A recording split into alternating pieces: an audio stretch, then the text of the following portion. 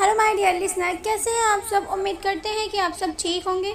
मेरी एक लिसनर है जिनकी हेल्थ कंडीशन ठीक नहीं थी, बट आज उन्होंने मुझे बताया कि डॉक्टर ने उन्हें के ठीक होने की कुछ चांसेस दिए हैं। मैं बहुत खुश हूँ इनकी इस न्यूज़ से।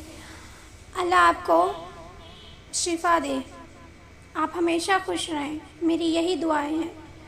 चलिए इस कहानी को शुरू करते हैं। Yashika you are only mine. अब आगे रूहान विला। याशिका जैसे ही भागते हुए आई, अद्विक ने उन्हें देख उसे शॉक हो गया, क्योंकि याशिका बाथरोब पहने ही बाहर आ गई थी। याशिका जैसे ही शौर के पास बढ़ने को हुई, अद्विक ने याशिका का हाथ पकड़ लिया और कहा, नहीं, आप उसके करीब नहीं जाएंगी। उसकी हिम्मत कैसे है रूहान विला में कदम रखने की। अद्विक ने शौर को देखते हुए कहा, आज आपकी लाश ही रूहान विला से बाहर जाएगी। याशिका अद्विक से अपने हाथों को छुड़ाने की नाकाम कोशिश कर रही थी, लेकिन अद्विक उसके हाथों को छोड़ने को तैयार नहीं था। याशिका ने घूरते हुए कहा, मेरा हाथ छोड़िए, क्या कर रहे हैं आप। अद्विक ने कहा, आपको रोक रहा हूँ, आप मेरी बीवी हैं और मेरी बीवी किसी गैर मर्द के पास जाए मुझे बिल्कुल पसंद नहीं। अद्विक ने इन शब्दों को जोर देते हुए कहा था, क्योंकि वह जानता था कि शौर उसे सुन सकता है। शौर अब भी हल्का हल्का होश में था और अद्विक की बातें उसके कानों में सुनाई दे रही थी, जिसकी वजह से उसकी पूरी बॉडी में एक आग सी लग गई थी। शौर के अंदर जैसे एक जोश आ गया था। शौर किसी तरह उठा और याशिका के पास गया और उसका हाथ पकड़ते हुए कहा, मेरी बीवी को छूने की हिम्मत कैसे की आपने। इससे पहले अद्विक शौर पर हाथ उठाया, याशिका ने अपने दूसरे हाथ से अद्विक का हाथ पकड़ लिया और कहा, डोंट, और उसके सामने खड़ी हो गई। शौर ने अपने कंधे को याशिका के शोल्डर पर रख दिया और दर्द में कहा, मुझे माफ़ कर दो, मैं अपनी हर एक गलती को सुधारने के लिए तैयार हूँ। मैं दुनिया को सच बताने को तैयार हूँ कि आपके डैड ने कोई फ्रॉड नहीं किया था, वो सारे पेपर मैंने बदले थे। याशिका को आंखें भर आई। इससे पहले याशिका कुछ कहती, अचानक से शौर बेहोश होकर नीचे गिर गया। शौर को इस तरह गिरता हुआ देख याशिका चीख उठी, शौर। उस भारी बरसात में सभी भीग चुके थे। याशिका जल्दी से बैठी और शौर के सिर को उठा अपने गोद में रखते हुए कहा, शौर आंखें खोलिए। शौर प्लीज़ ऐसा मत कीजिए, प्लीज़ शौर। और उसके हाथों को अपने हाथों में जैसे लिया, शौर ने याशिका के हाथों को कस के पकड़ लिया। वो होश में नहीं था, लेकिन उसका दिल उसकी सांसें बेहोशी में भी याशिका को महसूस कर रही थी। बरसात के पानी में शौर का खून पानी की तरह बह रहा था। याशिका शौर को उस हालत में देख तड़प उठी। तभी अद्विक ने कुछ इशारा किया तो उसके आदमियों ने शौर को उठाने के लिए आगे बढ़े तो याशिका ने चीखते हुए कहा, दूर रहिए आप लोग, आप सब मर्द हैं भी या नहीं। इतने सारे लोग एक आदमी को ऐसे कैसे मार सकते हैं। और अपनी लाल लाल आंखों से अद्विक को घूरते हुए कहा, और अद्विक आपकी जो भी दुश्मनी है शौर से, आप उसे इस तरह मत निकालिए। एक मर्द होकर नामर्दों वाली हरकतें क्यों कर रहे हैं। याशिका की बात सुन अद्विक ने चीखते हुए कहा, याशिका। याशिका ने भी उसी तरह चीखा और कहा, अद्विक चिल्लाइए मत, आपकी दुश्मनी जो भी है उसे बिजनेस फील्ड में निभाइए, इस तरह जान लेकर नहीं। याशिका की आंखों में आंसू झरने की तरह गिर रहे थे, लेकिन बारिश के पानी में उसके आंसू और पानी एक हो गए थे। याशिका ने अपने दूसरे हाथ को शौर के सिर पर रखा था और तेजी से खून निकल रहा था। तभी वहाँ ढेर सारी कार्स आकर रुकी और फहद बाहर आया और जैसे उसने शौर को उस हालत में देखा, उसने गुस्से में अपने आदमियों को कुछ इशारा किया। उसके आदमियों ने कार का गेट ओपन किया और रॉड बाहर निकाल अद्विक के आदमियों पर अटैक कर दिया। अद्विक जैसे ही आगे बढ़ने को हुआ, तभी ऊपर से चॉपर की आवाज़ आने लगी। अद्विक ने जैसे ही अपनी नज़रें ऊपर उठाई, 3 चॉपर उसके विला के ऊपर राउंड कर रहे थे और अद्विक उन चॉपर में बैठे ड्रैगन आदमियों के गन पॉइंट पर था। शौर के आदमियों ने अद्विक के आदमियों को अधमरा कर दिया था। तभी कुछ डिस्टेंस पर एक चॉपर लैंड हुआ तो उसमें से कुछ ड्रैगन आदमी बाहर आए और जैसे ही शौर को उठा उसे ले जाने को हुए, याशिका का हाथ खिंच गया। याशिका दर्द से तड़प उठी। उन आदमियों ने एक ठंडी नज़र याशिका पर डाली और उसके हाथ को शौर के हाथों से अलग करने लगी, लेकिन शौर ने इस कदर अपनी पकड़ याशिका के हाथों पर कसी थी कि उन दोनों के हाथ एक दूसरे को नहीं छूट रहे थे। किसी तरह उन आदमियों ने दोनों के हाथों को अलग किया और शौर को वहां से लेकर चले गए। बाद याशिका के सामने आया और बैठते हुए कहा, याशिका एक बार, बस एक बार उन्हें माफ़ कर दो। आप नहीं जानती कि आपकी माफ़ी के लिए किस हद तक जा सकते हैं। सिर्फ आपसे माफ़ी मांगने के लिए, आपको देखने के लिए उन्होंने ये तूफ़ान भी नहीं देखा जो उनकी जान भी ले सकता था। आप जानते हैं, जब से सच उनके सामने आया, उन्होंने मिरर देखना छोड़ दिया है। उन्हें अपने आप से नफरत होती है। आपकी सेफ्टी के लिए वो उस मामूली कॉलेज में एक प्रोफेसर बनकर गए आपको तंग करने वाले लड़कों को आपके पैरों में झुका दिया। हर वक्त आप पर नज़र रखते हैं कि कहीं आपको कोई चोट ना लगे। बॉस आपसे बहुत प्यार करते हैं यासिका, प्लीज़ माफ़ कर दो उन्हें। मैं जानता हूँ उन्होंने आज तक तुम्हारा साथ बहुत बुरा किया था, लेकिन आप उसे सही करने की कोशिश कर रहे हैं। तुम्हें खुश रखने के लिए, तुम्हारा वजूद तुम्हें वापस लौटाने के लिए वो अपने आप को गुमनाम करने को तैयार है। यासिका प्लीज़ एक बार। यासिका खामोशी से अपने हाथों को और फ्लोर पर देख रही थी जहाँ बस खून ही खून था। फहद वहाँ से चला गया। यासिका बारिश में वैसे ही भीग रही थी। तभी अद्विक ने पीछे से उसके शोल्डर पर हाथ रखा और कहा, चलिए, आपको यहाँ नहीं बैठना चाहिए। इससे पहले अद्विक कुछ और कहता, यासिका ने अद्विक के हाथों को झटक दिया और कहा, दूर रहिए हमसे। और गुस्से में उठी और अद्विक का कॉलर पकड़ते हुए कहा, आपको अपनी ज़िंदगी प्यारी नहीं है? यासिका के इस सवाल से अद्विक अपनी आंखें बड़ी कर याशिका को देखने लगा। याशिका ने अद्विक की आंखों में देखते हुए कहा, अगर शौहर खामोश है तो उनकी खामोशी का नाजायज़ फ़ायदा मत उठाइए। आज जो आपने बीवी लफ्ज़ इस्तेमाल किया था ना, गॉड को थैंक्स कहिए कि वो जख्मी थे, वरना आज आपको फाड़ के रख देते होंगे आप द बिजनेस लॉयन किंग। उनके लिए मैं कोई आम लड़की नहीं हूँ। मुझे टच करने वाली की जान ले लेते हैं वो, और आपने तो बीवी कहने की हिम्मत की है। उनके जुनून की आग को हवा मत दीजिए अद्विक। अगर आप अपनी ज़िंदगी चाहते हैं तो अपने लफ्ज़ों पर कंट्रोल कीजिए, क्योंकि शौहर हर बार इस हालत में नहीं होंगे और हर बार मैं आपके साइड में खड़ी नहीं रहूँगी। मैंने आपसे शौहर को तड़पाने को ज़रूर कहा था, लेकिन मारने को नहीं, समझे आप? और हाँ, दोबारा मेरा हाथ पकड़ने से पहले 10 बार सोचिएगा कि मैं बस कॉन्ट्रैक्ट मॉम हूँ, आपकी बीवी नहीं। याशिका के शब्दों ने अद्विक को शर्मिंदा कर दिया। याशिका ने अद्विक को देखते हुए कहा, जाइए यहाँ से, और पीछे पलट गई। अद्विक ने कुछ नहीं कहा और खामोशी से वहाँ से चला गया। रू विला का अंडरग्राउंड। अद्विक तेजी से पंचिंग बैग पर पंच कर रहा था और गुस्से में बड़बड़ाया जा रहा था, आखिर क्यों? जब वो बोलती है तो मैं खामोश क्यों हो जाता हूँ? मैं उनके सब कुछ सामने कुछ बोल क्यों नहीं पाता? द बिजनेस लाइन एक लड़की के सामने चुप क्यों हो जाता है? मॉर्निंग। यासिका आज बिना ब्रेकफास्ट किए हुए कॉलेज चली गई। अद्विक आज अभी तक सोया हुआ था। अद्विक जैसे ही रूम से बाहर आया, उसने देखा कि आज पूरे विला में खामोशी छाई हुई है।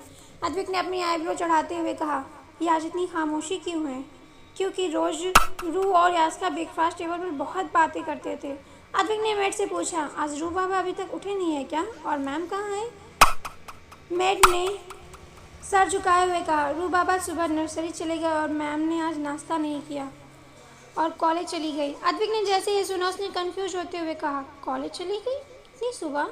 लेकिन जैसे ही उसने अपनी रिस्ट पर लगे वॉच को देखा, उसकी आंखें बड़ी हो गई, क्योंकि इस वक्त सुबह के 12 बज रहे थे। अद्विक तुरंत अपने रूम में चला गया। कॉलेज। आज यासिका का दिल कॉलेज में नहीं लग रहा था। वो बहुत ही बेचैन थी, लास्ट लेक्चर का वेट कर रही थी।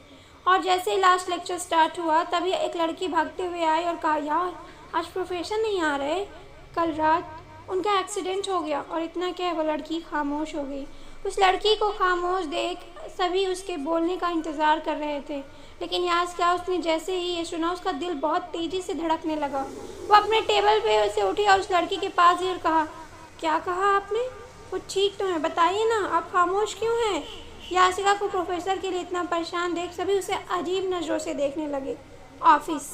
लेकिन कोई था जो अपने आईपैड में इस सीन को देख बहुत ही खुश हो रहा था। उसका दिल सुकून महसूस कर रहा था। उसके होठों पर मुस्कुराहट थी। क्लासरूम। यासिका को जब एहसास हुआ कि सब उसे ही देख रहे हैं, तो वो खामोश हो गई और अपनी नज़रें चुराते हुए कहा, सॉरी, मुझे बहुत डर लग रहा था, इसलिए मैं पैनिक करने लगी और अपनी टेबल पर जाकर बैठ गई। उस लड़की ने कहा, एग्जैक्टली नहीं पता, बट इन्फॉर्मेशन बहुत ही सैड है, इसलिए बोर्ड मेंबर ने उसे कॉन्फिडेंशियल रखने का ऑर्डर दिया है। उस लड़की के एक एक वर्ड यासिका की बेचैनी को बढ़ा रहे थे। याशिका ने अपने दिल को बढ़ती धड़कनों को शोर को कंट्रोल करने के लिए अपने हाथों को अपने सीने पर रख लिया और अपनी आंखें बंद कर लंबी लंबी सांसें लेने लगी। धीरे धीरे सभी स्टूडेंट्स चले गए, लेकिन याशिका अपनी टेबल पर बैठी शौहर के बारे में सोच रही थी। उसकी आंखों के सामने कल का सीन घूम रहा था, जब इतने पंच खाने के बाद भी शौहर की नज़रें नहीं झुकी थी। याशिका ने अचानक से अपने ख्यालों को झटका और अपने आप से कहा, ये क्या हो गया है हमें? नहीं, हम उनके बारे में क्यों सोच रहे हैं? यासिका अपने अंदर बदल रहे नफरत के एहसास को समझ नहीं पा रही थी। उसे समझ नहीं आ रहा था कि शौहर को लेकर आज उसका दिल इतना तड़प क्यों रहा है। यासिका अपने ही ख्यालों में खोई हुई थी कि अचानक से क्लासरूम का डोर नॉक हुआ। टक टक टक। नॉक की आवाज़ सुन याशिका होश में आया। जैसे ही उसने अपनी नज़रें उस तरफ घुमाया, उसके सामने शौर अपने डोर से टेक लगाए हुए दीवाने की तरह याशिका को देख रहा था। याशिका ने जैसे ही शौर को देखा, उसके फेस पर मुस्कान तैर गई और वो अचानक से उठी और भागते हुए गई और एक झटके में शौर के सीने से लग गई। याशिका ने अपने हाथों को शौर के चारों तरफ कस के लपेट लिया। याशिका ने इतनी टाइटली शौर को हक किया था, ऐसा लग रहा था कि अगर वो टाइटली ना पकड़ती तो शौर जैसे गायब हो जाता। याशिका के इस तरह सीने से लगने से शौर का दिल एक पल के लिए धड़कना ही भूल गया। याशिका शौर के सीने से लगी हुई ही शौर की शर्ट को अपने हाथों में पकड़ रखा था। शौर उसे उसी तरह हक किए हुए खड़ा था। कुछ देर बाद जब शौर का फ़ोन रिंग हुआ तो याशिका अपने होश में आई और एक झटके में शौर को दूर छटक दिया। अचानक से इस एक्शन से शौर तैयार नहीं था। शौर सीधे डोर से जा लग गया। याशिका घबराते हुए पीछे हो गई और अपना बैग ले जैसे ही जाने को हुई, शौर ने उसकी कलाई पकड़ ली और गुस्से में अपनी तरफ खींचा, जिससे याशिका उसके सीने से जा लगी। शौर ने याशिका को देखते हुए कहा, कब तक आप मुझसे ऐसे भागती रहेंगी? आप मेरी फिक्र करती हैं, आप ये बात मान क्यों नहीं लेती? याशिका ने अपनी पलकें झुका रखी थी।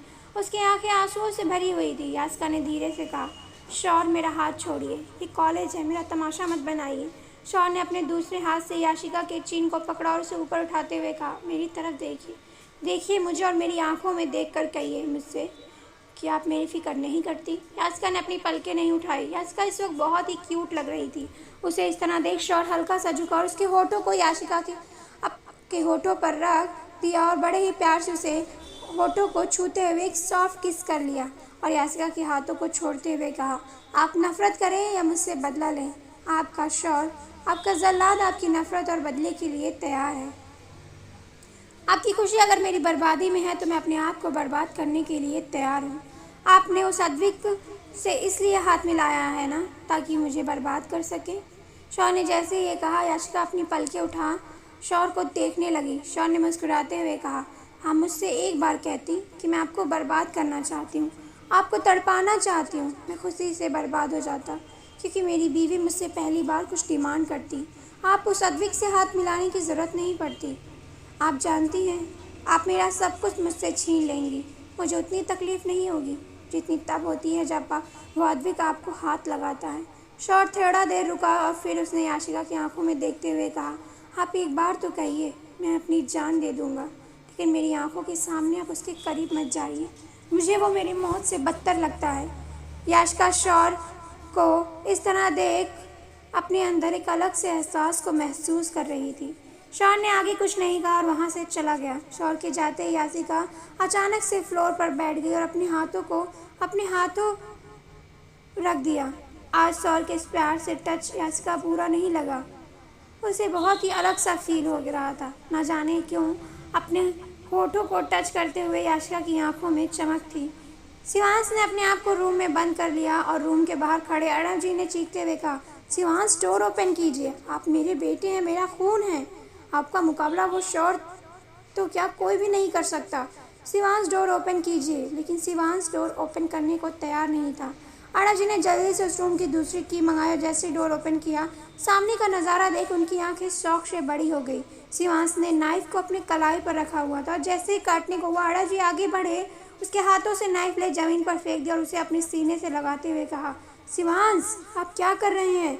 आप मेरा खून है, आपको दुनिया की नज़र से हमने 30 साल तक बचा के रखा ताकि आप इस तरह खुद को मार सके। नहीं बेटा, आप अपने आप को कुछ नहीं करेंगे। अगर किसी को मरना है चाहिए तो वो उस शौर को और उस लड़की को, वो दोनों रहेंगे ना कुछ होगा। शिवांश जो आपका है वो सिर्फ और सिर्फ आपका ही रहेगा।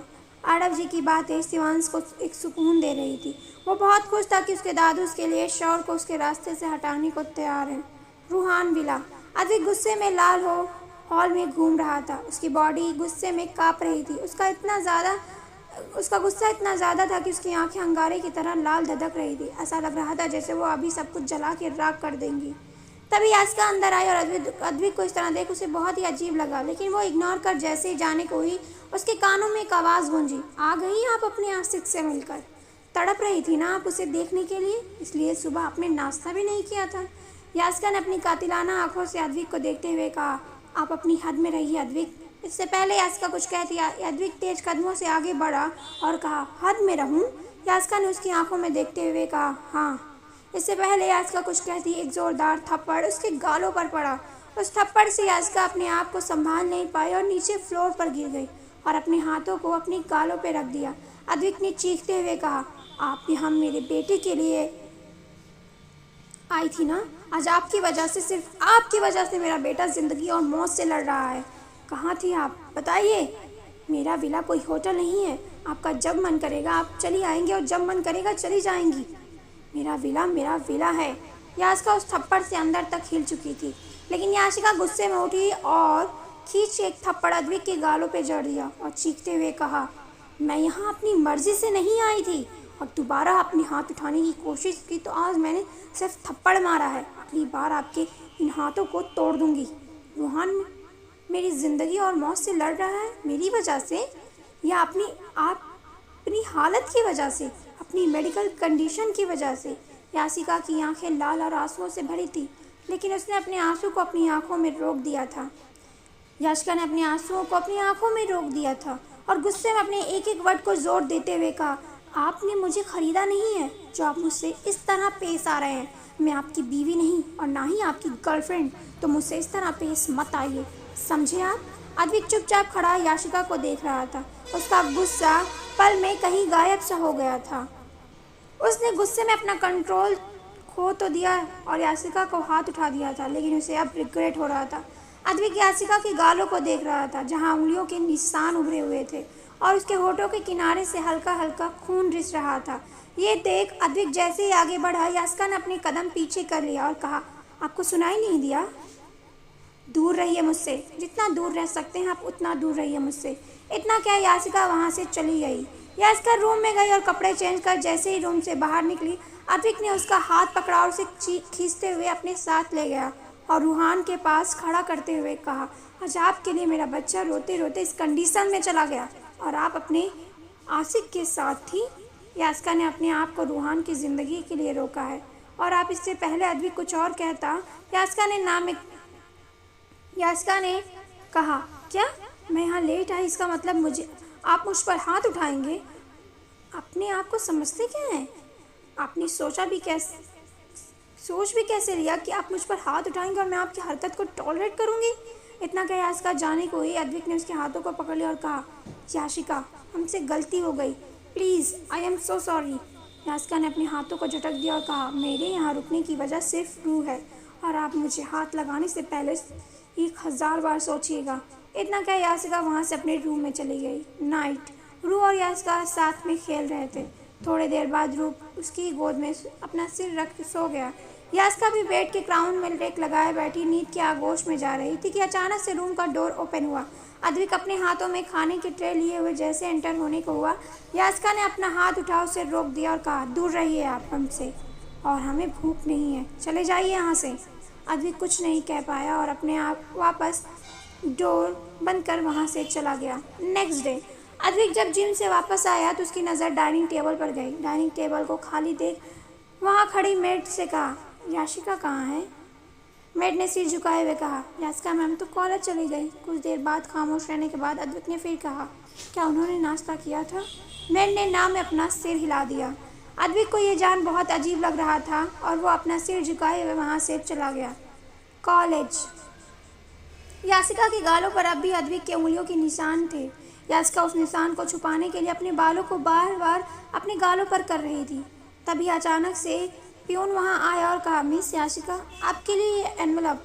याशिका ने एनवेलप लिया और उसे देखने लगी। उस एनवेलप पर कोई नाम नहीं था। सभी लोग याशिका को बहुत ही ध्यान से देख रहे थे कि उस एनवेलप में क्या है।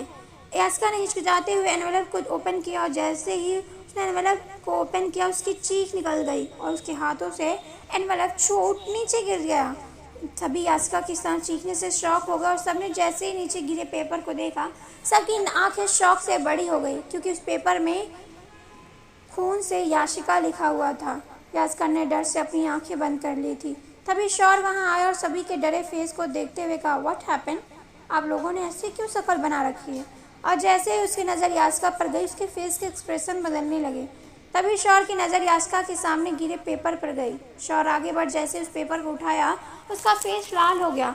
शौर ने उस पेपर को अपनी मुट्ठी में मरोड़ते हुए कहा, किसने ये घटिया हरकत की? लेकिन किसी ने कोई जवाब नहीं दिया। तभी एक लड़के ने डरते हुए कहा, यह एनवलप एक प्यून ने ला कर दिया था।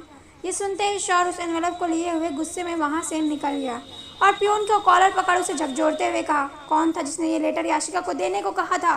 प्यून ने डरते हुए कहा, साहब, हमने उसे नहीं देखा। उसने अपने फेस पर मास्क लगा रखा था और इसे देते हुए कहा कि हम ये याशिका को दे दें। 2 घंटे बाद सभी लोग कॉलेज में से जा चुके थे। याशिका जैसे अपने बैग लेकर जाने के लिए उठी, शौर उसके सामने आकर खड़ा हो गया। याशिका जैसे ही साइड से जाने को, शौर ने कहा, हमें आपसे बात करनी है। याशिका ने अपनी नज़र झुकाए हुए खड़ी थी और कहा, हमें आपसे कोई बात नहीं करनी। शौर ने स्माइल करते हुए कहा, जंगली बिल्ली, मैं पूछ नहीं रहा हूँ, मैं आपको बता रहा हूँ कि मुझे आपसे बात करनी है। याशिका शौर को जैसे इग्नोर कर जाने को, शौर उसके सामने आकर खड़ा हो गया और उसके हाथों को पकड़ते हुए कहा, क्यूट बिल्ली, please listen to me. Yashika अपने सिर को नहीं उठा रही थी। याशिका का बिहेव देख शौर ने जैसे उसके चिन को पकड़ उठाया, अचानक से उसकी नज़र याशिका की गालों पर गई, जिस पर उंगलियों के निशान थे। याशिका के गोरे गालों पर लाल उंगलियों के निशान देखकर शौर किसी ज्वालामुखी की तरह फट गया। उसने गुस्से में गरजते हुए कहा, झूठ बिल्ली, ये निशान कैसा है? किसने किया ये? शौर के बढ़ते गुस्से से याशिका डर रही थी। शौर ने बड़े ही प्यार से याशिका के गालों को टच करते हुए कहा, छोटी बिल्ली, ये कैसे हुआ? याशिका खामोश थी। याशिका की खामोशी शौर को फिर से हैवान बनाने पर मजबूर कर रही थी। शौर बहुत ही मुश्किल से अपने आप को कंट्रोल कर रहा था। शौर ने अपनी मुट्ठी कसते हुए कहा, छोटी बिल्ली, ये कैसे हुआ? याशिका ने पीछे हटते हुए कहा, आपसे कोई मतलब नहीं है, आप दूर रहिए हमसे, समझे आप? शौर ने आगे बढ़ याशिका की कमर पर अपना हाथ रखा और उसे अपने करीब करते हुए कहा, दूर रहूँगा मैं, लेकिन अगर किसी ने आपको हाथ लगाया तो मैं दूर नहीं रह पाऊँगा। मेरी मोहब्बत को मेरी सनक मत बनाइए। मैंने पूछा, किसने किया? जवाब दीजिए। याशिका ने अपना सिर हिला दिया और अपना चेहरा फेर लिया और कहा, मैंने कहा ना, इससे आपका कोई मतलब नहीं है, जाइए आप यहाँ से। शौर ने अपने गुस्से को पीते हुए अपने दूसरे हाथों से याशिका के चिन को पकड़ा और उसे अपने सामने किया और उसके गालों पर उंगलियों के निशान देख उसकी आंखें आग की तरह अंगारे उगल रही थी। शौर धीरे धीरे आगे बढ़ा और अपने होठों से याशिका के गालों को जैसे ही टच किया, याशिका की आह निकल गई। आह! याशिका की आह सुन शौर ने अपनी आंखें बंद कर ली और अपने फॉरहेड को याशिका के फॉरहेड से जोड़ते हुए कहा, आई एम सॉरी, मैं जानता हूँ मैंने इससे कहीं ज़्यादा दर्द आपको दिया है। मेरा ये सवाल पूछने का हक नहीं है आपसे। याशिका की आंखें भर आई थी। शौर ने कुछ देर खामोश रहने के बाद कहा, लेकिन जिसने ये किया है, अगर आपने नहीं बताया तो उसकी सज़ा पूरा शहर चुकाएगा। अब फैसला आप कीजिए, आप किसे बचाएंगी? शौर ने जैसे ये कहा, याशिका ने अपने हाथों को शौर के चेस्ट पर रखा और दूर धकेलते हुए कहा, अपना असली रंग में आ ही गए आप। शौर ने याशिका को देखते हुए कहा, अगर आपने प्यार को टच करने वाले सज़ा देना गलत है तो मैं गलत ही सही। आपको ये छोटी बात लग रही होगी, लेकिन कोई आपको हाथ कैसे लगा सकता है? मैं उसको ज़िंदा जला दूंगा। शौर ने अचानक से गन निकाली और अपने हेड पर पॉइंट करते हुए कहा, बताइए, कौन था वो? किसने किया है ये? शौर के अचानक इस बिहेवियर को देख याशिका शॉक होते हुए कहा, आपको लगता है आप हमें डरा धमका के हमसे सच जान लेंगे? हम आपसे नहीं डरते। याशिका की बात सुन शौर ने मुस्कुराते हुए कहा, मैं आपको डरा नहीं सकता। जब मेरे होते हुए भी कोई आपको हाथ लगा के खुशी से जी रहा है तो फिर मेरे जिंदा रहने का कोई वजूद नहीं है। शौर के फेस का एक्सप्रेशन पल में बदल गया। गुस्से में लाल आंखें पल में आंसुओं से भर गई। फेस जो कुछ देर पहले गुस्से की अंगारे की तरह लाल था, पल में एकदम से मुरझा सा गया। आंखों में बेबसी, चेहरे पर मायूसी बिखर गई। शौर ने याशिका को देखते हुए कहा, काश हम दोनों ऐसे ना मिले होते तो शायद आज आप मुझसे इतनी नफरत ना करती, तो शायद आज हमारा रिश्ता यूँ इस तरह बिखरा हुआ ना होता। शौर की इन बातों से याशिका का दिल बैठा जा रहा था, क्योंकि आज से पहले शौर ने कभी ऐसी बातें नहीं की थी, लेकिन आज उसकी आंखें और उसकी बातें कुछ अलग ही बयां कर रही थी। शौर ने एक प्यार भरी नज़र शौर के याशिका के ऊपर डाला और फिर अपनी आंखें बंद कर ली और गन की ट्रिगर पर अपनी उंगली रख दी। इससे पहले शौर ट्रिगर को दबाता याशिका भाग के गई और उसके हाथ हाथ को हवा में कर दिया और फायरिंग हवा में हो गई।